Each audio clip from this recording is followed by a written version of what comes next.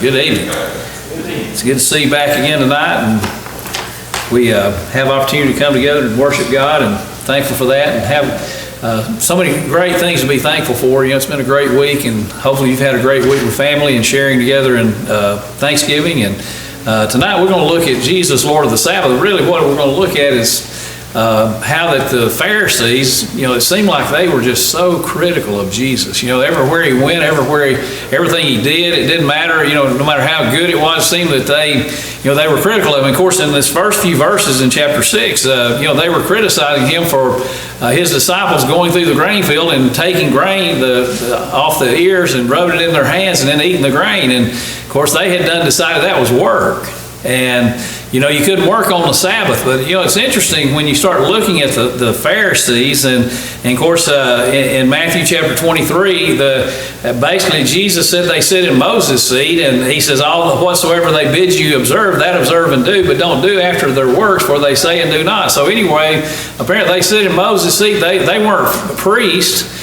They were just a sect that, the Pharisees, and of course we know that the Pharisees, there were some good things about them, and, you know, we might even think, hey, they were striving for the truth. They wanted things done right. They did everything they could, but one of the things that they did that hurt them, it was like they had the law, and if you put the law in a circle, and then what they did to keep people from violating the law, they would put an outer circle to keep people from doing that. And of course, when these disciples were out there rubbing grain together in their hands, they interpreted that. I probably wouldn't have for anybody else, but because they were Jesus' disciples, they decided that was work. And, and of course, in Matthew chapter 23, he talks about, all the things, here they were, they really strove to, we might admire them because they really wanted to, they were doing what they could to keep people from violating the law. But what they did, they came up with their own law, and they had over 700 and something different laws to prevent people from breaking the law. And it was really a sad commentary, and we don't want to be too hard on them, because in many ways we've been like them about doing things like that. In early years, I remember you couldn't have a playing deck of cards. I don't know if you ever heard that or not. But, for playing poker, or you could play spades and different things. Well, for a long time they said you couldn't have a deck of cards because you might be tempted to gamble. And they didn't want you to gamble, so what they did, they would say, hey, you can't do this, but you can't have these, because if you do, you might be tempted to sin. So what they did, they made a law where God had made a law to try to keep people from violating that law. Going to a movie was considered a sin, and there was a lot of things like that. And we're making laws where to prevent people from violating the law is what the Pharisees were doing. But it is interesting. He says all their works they do to be seen of men. And then he talks about they make their phylacteries broad. This is Matthew 23:5. And large borders of the garment. They love the best places in the seats in the synagogues, and greetings in the marketplace. And they love to be called rabbi. And so on and on again. Here, what do? They basically they've set up a system that is different from the Word of God. And we have to be careful that we don't fall into the trap of making laws to prevent people from sinning. You might say, well, you shouldn't go to the beach because you might see someone and lust after them. We make a law, well, if you go there, you're sinning. Well, not necessarily. Lust is of the heart, and not necessarily does have anything to do to some degree how people are dressed. But do we make laws where God hadn't made laws? And you think about that. Our conservative brethren are a lot like that. They make laws. We can't have Sunday school because the Bible doesn't talk about Sunday schools. And and all of a sudden we have all these different things that that people say. And of course Jesus condemns them. And of course in Matthew chapter 15, which is really in reference to this too, he said, then the scribes and Pharisees who were in Jerusalem came to Jesus saying, why do your disciples transgress the traditions of the elders? Now here's what is the tradition of the elders. That's these laws that the Pharisees have made, or the elders have made, to keep people from violating the law of Moses. And so it says, but he says, for they do not wash their hands when they eat. They eat bread. They don't wash before they eat. Well, is it a good thing to wash before you eat? Well, is it a sin not to wash your hands? Well, that's what they were saying. They were saying, so they didn't sin. He said they need to wash their hands before they eat bread. And when he answered them, he said, why do you also transgress the commandment of God because of your tradition?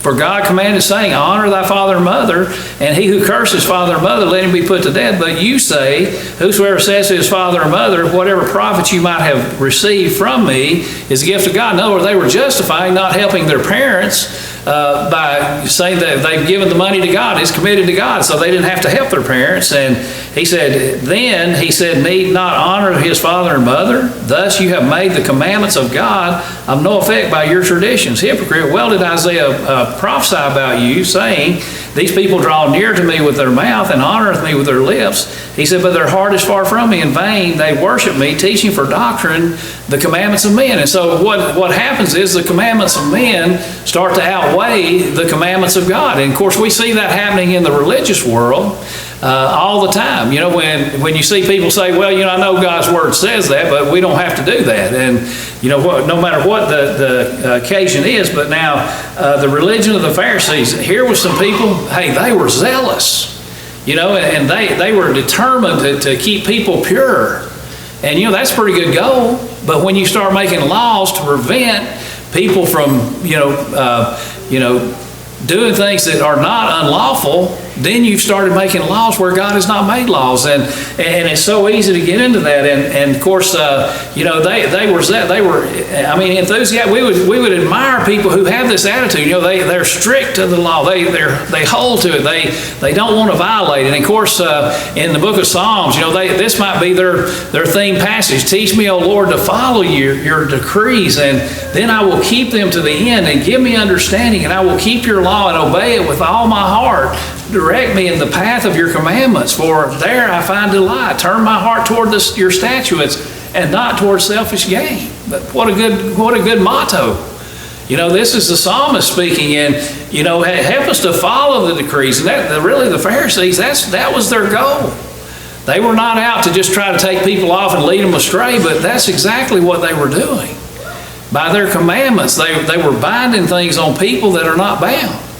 And and we have to be careful of that. But here they said help me keep them to the end. In other words, that's dedication. And do we need that? Yes, we need that. But you think about here, when it comes to human need, is there sometimes when those things change, when it you take care of the human need? And I was thinking, and of course we're going to continue in this, but basically what they did, once you understand, they put a hedge around the law. In other words, the law said this, and yet what they did, they would put a hedge around it so people wouldn't violate the law. And they would form all these teachings and instructions, and all it was geared for a reason. They didn't want you to sin. And we have to be careful that we don't fall into the path of making a hedge around the New Testament, where we bind things that God has not bound, and honor and with good intentions. The rules were to protect them from disobeying the law. And you think, well, that's a good thing. But when those precedents, those things that are the rules, could become more important than the law, and that's what was happening here. The law was important to them, but really what they were saying, and it's like eating with unwashed hands in chapter 15. What were they doing? They were eating with unwashed hands, and so they said that was a violation of the law. And what were they doing? But Jesus said they're traditions of men. They were violating God's law by traditions of men. And that's the same as we look here in Luke chapter 6. And of course you see here Jesus, he tells them, he's Lord of the Sabbath. Well, the Son of Man is Lord of the Sabbath. Well, wait a minute. You think about, what is he saying? Well, who created the Sabbath? What is the Sabbath for? And you think about it, did God make Sabbath for man or man for the Sabbath? No, he made Sabbath to benefit man. And it was a day of rest. A lot of even today in modern day Adventism, Seventh-day Adventism, they still want to say you go to worship on Saturday. Well, in the old law, they stayed. They didn't travel. They couldn't go but 3/4 of a mile, and there's a lot of stipulations about what they could do. They couldn't kindle a fire, and all these laws that went along with the Sabbath.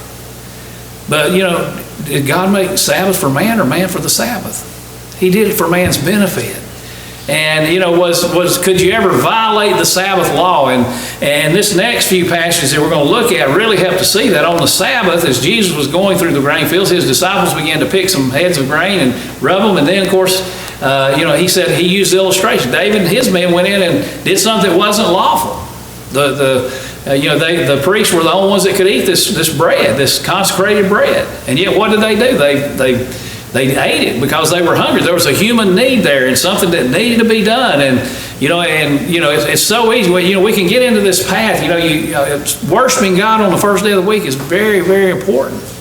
And we don't ever want to forget that. But could there something take precedence? What if you have someone die?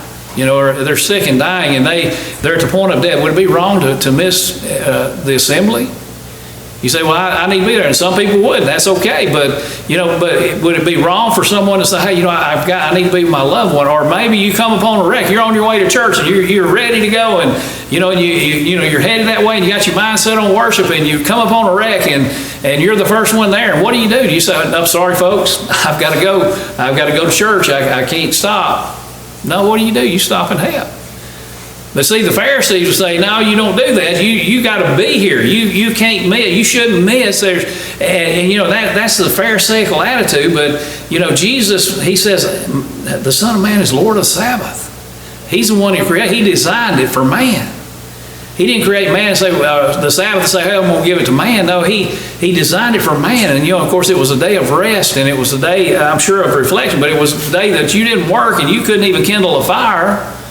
And yet the Pharisees, they had their reason. But on another Sabbath, now this is what I wanted to look at for just a minute. And it says he went into the synagogue and was teaching, and a man was there whose right hand was withered and was shriveled.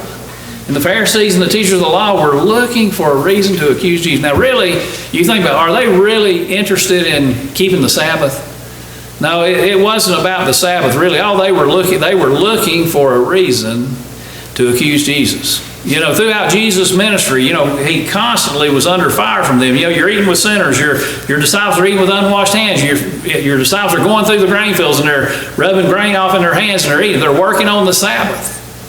And they said, well, Jesus, you don't honor the Sabbath. But now here is this guy, and I don't know if they placed him there. Some people believe that they may have placed him there to just see what he would do. And of course, here it says that they were looking for a reason to accuse him, so they watched him closely to see if he would heal on the Sabbath. Now, you think about that. What is wrong with healing on the Sabbath?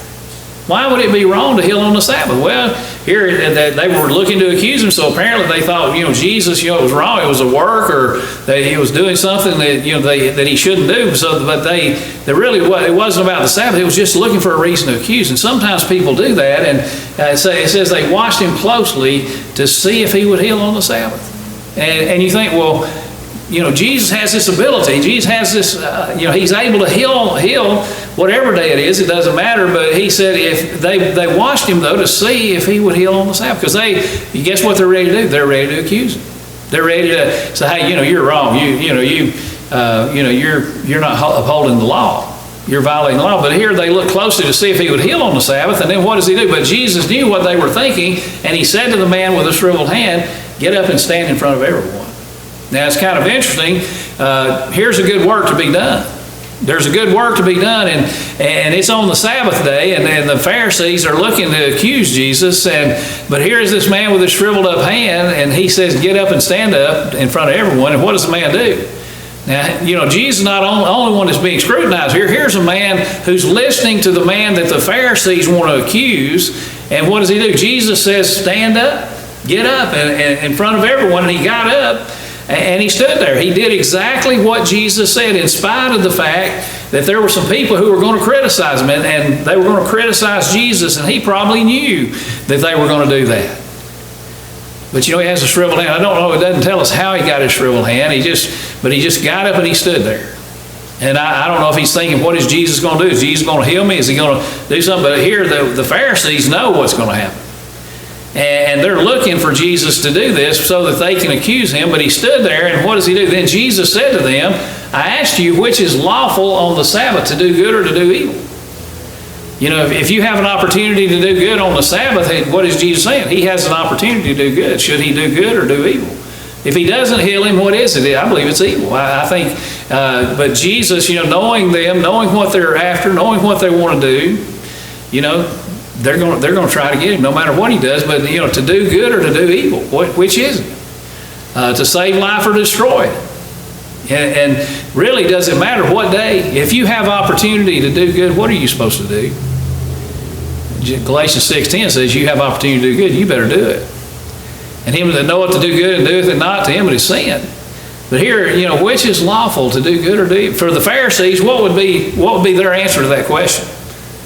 You know, now I'm sure they're thinking, well, you know, I guess to do good. It would to do good on the Sabbath, no matter what day it is, really. But to do good is what we would have to say, which is to do good or to save life or destroy it. And you know, and here they are, they're looking at each other and trying to decide, well, you know, how do we answer this? Well, we know it's to do good. He looked around at them and he said to the man, "Stretch out your hand." And notice what he does. The man stretches out his hand. Immediately, he stretches out his hand, and guess what happened? And his hand was completely restored. And you know, here, what happens to these guys? They become furious. They are so angry that he's done this, and that Jesus, you know, is it lawful though to do good or do evil? He stretched out his hand, and it says they were filled with rage and discussed with one another what they might do to Jesus. Now, it is interesting. Jesus, he raises a question in one of the other Gospels, or maybe two of them, and he says, well, you know, if a man has an ox in the ditch on the Sabbath day, what do you do? If a man has an ox in the ditch? Well, Jesus knew what they would do. If they had an ox in the ditch, they were going to get him out. They didn't leave him there till the next day so that they could get him out and wouldn't violate the Sabbath. No, on the Sabbath day, if you have your mule or your donkeys in the ditch, and you take the time to get him out. And so here, you know, to heal a man on the Sabbath, which is better, to do good or to do evil? And here, he restored the man, and he was as whole as the hand was as whole as the other. And it's kind of interesting. This wasn't a show. This was reality. And he said, now the withered hand, and everybody knew the man's hand was withered. It wasn't some kind of make-believe thing, or it wasn't something made up. This man was withered, and the man's hand, when he did what Jesus said, was made whole. And you know, there's some logic that, you know, you think about salvation. You know, when a man does what Jesus says, guess what? He's forgiven. But when a man does, now what if the man said, well, Jesus said, get up? No, I ain't getting up, because them Pharisees, they're looking at me. They're after me. They're going to get us if I. No, he doesn't do that. He stood up. He did exactly what Jesus said. And then as Jesus looked around, you know, and he asked him, he said, well, which is right, to do good or do evil? Well, to do good on any day, but especially, you know, on the Sabbath day, you know, we have an opportunity to do good. And you know, and this man, what does he do? He tells him to stretch out his hand, and he did it. And you know, and you think about here, his hand's withered. Well, what can you not do with a withered hand? You can't stretch it out. But he told him, he said, stretch out your hand. Well, what? And I'm sure the guy's thinking, well, now wait a minute, what does he do? He stretches out his hand, and all of a sudden, you know, it's healed. It's not partially healed. It's not almost healed. It's healed. And, you know, you just think, how was he from that day forward? He's a changed man. He saw what Jesus could do. He knew that Jesus healed him. And that's what the Pharisees were looking for. But, you know, it is interesting when you look at this. He says he did so, and his hand was completely restored.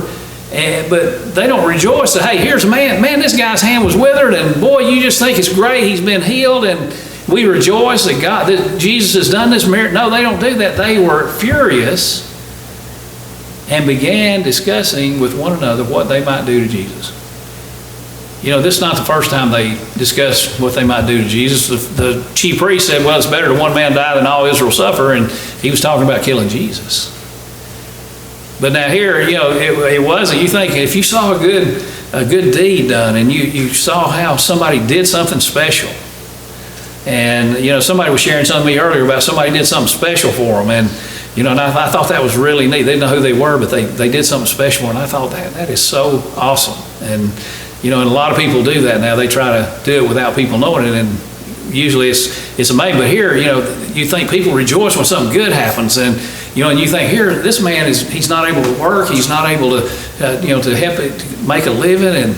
and all of a sudden now, he says, stretch out your hand. Well, he picks that hand up and he stretches it out. And the man, and he says it's healed. And yet now we have men, and you think, what kind of heart does that take? To say, hey, they were furious that he did so, and his hand was complete. But they were furious and began to discuss to one another what they might do. What do you think they wanted to do to Jesus? Did they want to do good or do evil? I think they wanted to do evil, didn't they? As a matter of fact, it's proven that that was their goal. They were determined that they were going to kill Jesus, and they plotted. And of course, we know the story that eventually that it led to that. But here he stretched out his hand, and the good was done. In spite of, was he doing something wrong on the Sabbath? If there's a necessity, if there's something that you got, a human need has got to be met. What this human need was met, and sometimes that takes precedence. And does that change the fact of the Sabbath day? No, the Sabbath day is it meant to do good or do evil? Well, Jesus is Lord of the Sabbath; He can do what He wants to. But there are occasions when and of course, we have to be careful. We might overlook an opportunity that we could help someone or do something for someone, and we could just this is Sunday, and I can't do that because we have to be careful, and we have to be careful as we look at other people. If somebody's got an ox in the ditch and you help them get it out, is it wrong for you to do that? Sometimes we have to help people, and I think that's common even for today. But what are we looking for? We see, here, all they could think about was killing Jesus. And, the negative side, and of course, here's the beautiful thing when you start thinking about it, as we think about, the Pharisees, they wanted to do what was right. They were looking to do what was right, but yet their motives, they had the wrong motives. And I think there was a little envy and jealousy against Christ. And, but Jesus, he said, outside they looked the part.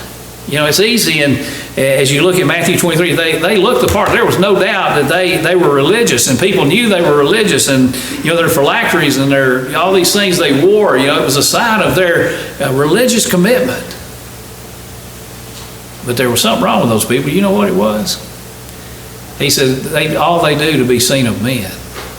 He says, don't do as they do because they say and do not. In other words, they had the outward appearance. And it's so easy for us. We have to be careful that we don't have the outward appearance.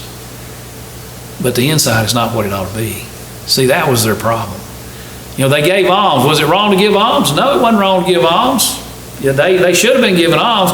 But Jesus said they give their alms to be seen of who? Be seen of men. Why are we doing it? Or what is our motivation? And I think that's important for us. What is our motivation?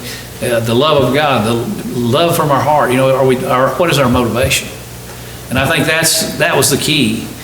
When you look at them, and of course Jesus, he was really tough on them. He talks about, woe to you scribes, Pharisees, and hypocrites. He said, you pay mint and anise and common and neglect the weightier matters of the law. He said, you strain a gnat and swallow a camel. Sometimes we tolerate some things that we really shouldn't tolerate, and then other thing, we strain it in that. Have you ever got a gnat in your throat? I hate that, don't you? That's one of the worst feelings. But, here, they really didn't care about the law. They didn't care about violation of the Sabbath. All they cared about was they wanted to condemn Jesus. Because Jesus had come, and he wasn't like them. It says he didn't teach as the scribes and the Pharisees. His teaching was from God. And that's where our teaching needs to come from too. I hope you'll think about this. This is a lesson. It's so easy to look at these stories and think, look at them guys, how bad they were. But really, their goal was, hey, they wanted people to follow the law, and yet they made laws where God didn't make laws. And when you do that, you're in trouble. But tonight, as you think about your life and your relationship with God, what a great thing to think about Christ, and to think it's what's on the inside that matters. It doesn't matter what we look like or how rough we are on the outside, but what's on the inside. You see, that's why Jesus, he said they look like whitewashed tombs. Well, the outside, whitewashed tombs were beautiful, and they kept them, decorated and just beautiful. But he says the inside they're full of dead men's bones. So the inside, he emphasized that. Need to be right on the inside. I hope you are tonight. If not, we can help you anyway. We're here. We offer the invitation to you. And we want you to come as together we stand and sing.